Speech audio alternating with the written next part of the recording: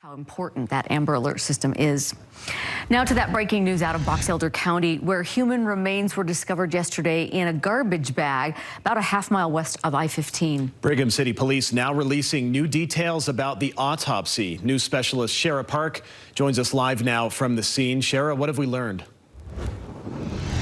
Yeah, Dan and Deanie, we are learning some of those new details. Brigham City Police tell us that this body, these remains were in such a state of decomposition that they really couldn't tell at this point if they were male or female. However, with that being said, that they did tell us that the remains, they were in female clothing, specifically a woman's black hoodie. They also told us that the hair on these remains, it was long hair and it was tied back in a black hair tie. So those are some of the new details that we learned with these remains. Now, also, these remains, they were discovered just right behind us here in a black trash bag by Union Pacific workers on Wednesday at 2 o'clock in the afternoon, approximately 30 feet away from the rail line near 2600 West and Highway 13, really just off the roadway, not even really hidden in this area. Since then, we've learned that the remains were a complete body, and the victim had dark brownish red hair. Brigham City Police say the remains could have been in the bag anywhere from a month to years. They really don't know at this point. The medical examiner is still trying to figure that out.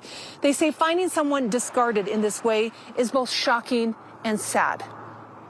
This is somebody's loved one. This is someone's family member who they don't have closure for. They have no idea where this person might be. And I think that everyone deserves to know what happened. Now, Detective Crystal Beck says the autopsy did reveal a distinct mark on the victim's arm that an artist is trying to recreate, and those images will hopefully be released to the public in the next few days. In the meantime, law enforcement is trying to build a timeline and needing help from the public. They're looking for any dash camera images from the area to help them pinpoint the last time the area was captured without the garbage bag of remains so they can work from it. Now, at this point, detectives, they don't know when that garbage bag of remains was dumped. It could have been days ago. It could have been weeks ago. So they are casting right now a very wide net. So they're asking again for that help. They're looking to build that digital timeline, looking for anybody who could have been passing by in this area along Highway 13, going out to the bird refuge in this area, anything that can help them. So if you think that that could be you, they want to hear from you. Give them a call. Again, it's the Brigham City Police Department. Or if you know anything about this body and you want to remain anonymous, you can do so. There is a tip line. That information is on the Brigham City Police Department's website. Guys, we'll send it back to you. All right, Shara, thank you. It has been nearly a week since we... Coming up, Governor Spencer Cox signed 8 recently improved bills into law. A closer look at the legislation and how they aim to keep Utahns safe. And the Trump administration's tariff. Tomorrow coming up in just a bit. All right, we'll see you then, Devin. Thanks. New at 4:30, Governor Spencer Cox has signed 8 bills that he says will make our state safer. He signed them today in the Rio Grande neighborhood in Salt Lake City. Governor Cox says he wanted to hold the signing there because that area has had safety issues in the past. 2 of the public safety bills involve homeless services and what was titled as homeless protection amendments. He also signed a drug trafficking, sexual crime, and criminal justice amendments, as well as criminal offenses modifications. Today's signing marks an overall crackdown on crime with harsher penalties. It's messaging that Governor Cox says he specifically wanted delivered to the Rio Grande area. We're going to start holding people accountable even more than we have in the past, and we want to make sure that the streets and parks and trails are safe for people to bring their families. One of the only bills we saw that took a different tone was Senate Bill 255, the line of duty death benefit amendments. Taylorsville. We talked with witnesses who saw the whole thing happen. It's a shocking story. Human remains found in a trash bag right here in Brigham City. Coming up, what the autopsy has now revealed.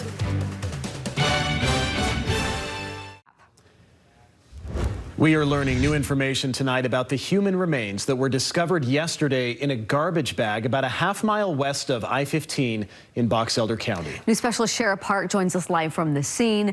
Shara, the medical examiners had time now to look at the remains, right?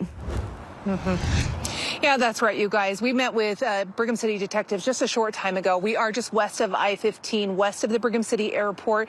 And we met here where those remains were found just off of Highway 13, really in an area where anybody could have stumbled upon them. And they tell us that these remains were in such a state of decomposition that the medical examiner couldn't determine, at least right now, whether these remains belong to a male or a female. So they're going to have to do more testing on these remains. But what they could tell us is that these remains were dressed in women's clothing, specifically a woman's black hooded sweatshirt, a hoodie. The remains also had long brownish red hair tied in a black hair tie. They also tell us that while the remains were in a state of advanced decomposition in this black garbage bag, there is a distinct marking on one arm that they hope will provide a solid lead in this case. It was on one of the arms, so hopefully someone knowing that there's a distinctive mark on one of the arms, that they'll be able to be like, it'll jog their memory and bring something up. The trash bag containing these remains was found by a Union Pacific worker on Wednesday, about 30 feet from a rail line near 2600 West and Highway 13, as we mentioned. It's unknown when they were dumped there. It could have been days ago. It could have been weeks. It could have been there possibly longer. Now, we are so close, as I mentioned, to I-15. Anyone driving through this area of the state could have pulled off the freeway and dumped these remains. Brigham City police say they need help now building a timeline. If you've been driving through this area and you have a dash camera, they would love to hear from you. They'd like to see those images. They need to build that timeline. They want to see video or an image from before when the remains were dumped so they can work from that image. They'd like to hear from you. You can reach out to them, or if you know anything about these remains and you want to remain anonymous, there is a tip line on their website. You can reach out to them. For Live at 5 in Brigham City, I'm Shara Park. Thank you, Shara, for that update. The president of the Democratic Republic. Utah's fight against drugs. KSL looks at the new laws signed by Governor Cox and the shocking vote for one of the bills. Plus, a soccer player You can keep an eye out for. And new bills aimed at making our state safer. How it's cracking down on illegal fentanyl use. Things that Utah does best to ensure a safer, more supportive future for all Utahns. Thank you. Police say a body found in Brigham City this week was wearing female clothing. Now, while they haven't confirmed a gender of the individual, police say the person was wearing a black hoodie and had long hair in a ponytail. The remains were discovered in a black trash bag by Union Pacific workers. It's a story we broke yesterday here on KSL 5 News at 6. Since that time, we have learned this was a complete body with dark brownish red hair. Brigham City police say the remains could have been in the bag anywhere from months to even years. The cause of death is still under investigation. Anybody with information on this case is asked to reach out to police. The body of a man from Texas. 25 acres. This fire sparked as the National Interagency Fire Center released its seasonal wildfire outlook this week. Forecasters say cooler temperatures and rain are expected to lower the risk of fires over the next few weeks. They expect localized fire threats to pop up in lower elevations where less rain and more wind is expected. By June, the Fire Center forecasts wildfire risk to increase to above normal in southern Utah. It's expected to drop back down to normal in July during monsoon season. Overall, the state is projected to see a normal wildfire season as temperatures rise within the next few months. Well, Kevin, joining us. Governor Cox signed 8 bills he believes will make our state safer. KSL's Courtney Johns joins us live from the Rio Grande with a look at one of the bills that was so favorable no one voted against it. Courtney? Yeah, this is where the governor held his press conference this morning, saying this is an area that's had a history of safety issues. But there is one bill that has received bipartisan support, in part because it's an issue that is spanned across all of our communities. Regardless of age, gender, or race, addiction does not discriminate, and unfortunately, we are witnessing an ever-increasing amount in fentanyl-related overdose deaths in our state. Representative Matthew Glenn says today at least one Utahn will die of an overdose. It could be a toddler that finds a pill on the floor or an end table in their house. A recent report from the Utah Department of Health and Human Services shows drug overdose deaths remain close to peak levels, with 606 people dying in 2023. Fentanyl, the most common cause. It could be an addict in recovery who relapses and ingests the dose that they thought that they were still used to. Or it could be a first-time user. With so many lives lost, no leader in the House or Senate voted against House Bill 87. While other bills do seek to treat those in the addiction space, as we should, this bill seeks to hold those accountable that are terrorizing our neighborhoods, our homes, and our families. Governor Cox signing the bill into law, making trafficking fentanyl a first-degree felony and limiting courts' options for probation. Gwen says this tool is now in the hands of the people in charge of enforcing it. I'm asking that our courts and the Board of Pardons to take these cases as seriously as we have. And they wanted to be clear that they are not going after the people who are struggling with addiction. They are focusing on the traffickers. By making this a first-degree felony, the people who are convicted are looking at being fined up to $10,000, as well as spending 5 years to life in prison. Reporting live, Courtney Johns, KSL News. That's a big crackdown on that area. Courtney, thank you. One bill we're learning, the governor have a gun. New information tonight on the body found in a trash bag near a rail line in Brigham City. Yeah, police are seeking the public's help in solving this case. News specialist Garna Mejia has the latest on this. And Garna, are we any closer to knowing who the victim is? Yeah, well, Ashley, Dee, police say that's where the public comes in. They could have those pieces that could put this puzzle together. Now, police aren't the only ones that are searching for answers. I spoke with a woman. Her mom has been missing for more than 5 years. It's hard to think that that's somebody that, you love and care about. Jay Thompson's mom, Kathy Ray Crosley, has been missing since February of 2020. News of the body found in Brigham City has Jade concerned. You try to keep you together in a way.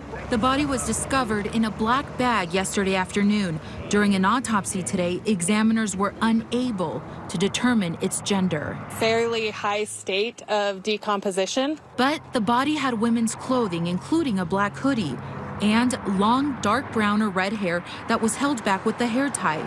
They're using that info to comb through missing persons databases. I don't know if they were discarded here that long or if they've just been in the bag that long. There is one more clue. The medical examiner noticed a distinctive mark. Just seeing that they had long hair and that were wearing female clothing and had some identifying marks of, some nature. I just had a weird feeling about it. Jade says her mom had 2 tattoos, a Star of David on her large toe and a Chinese character on an ankle. But the unidentified body has the marking on an arm. This could mean relief for Jade, who hopes to find her mom alive. I want to just make sure that she's not in one of those scary situations. Now, if you have information on Kathy Crosley's case, you're asked to contact the Tooele Police Department. As for that unidentified body up in Brigham City, police say that they're hoping to get us a rendering of that distinctive mark in the next couple of days to help the public get those details, get those tips into them. In the meantime, they're asking them, no matter how small the information you may have, please contact them. I'll send it back to you. Yeah, the family just needs to find justice in all of this. Garda, thanks for that report. Appreciate it. New developments in the disappearance of a Texas man. Today, Governor Cox signed 8 bills into law, making our state safer. One of the bills saw unanimous support from across the aisle. It targets fentanyl overdoses. Regardless of age, gender, race, addiction does not discriminate, and unfortunately, we are witnessing an ever-increasing amount in fentanyl-related overdose deaths in our state. Governor Cox signed HB 87 today, which makes trafficking fentanyl a first-degree felony and limits the court's options for probation. If someone's convicted, they could be fined up to $10,000 and spend 5 years in prison. Lawmakers say this is targeting traffickers, not those in active addiction. Tomorrow, Governor Cox will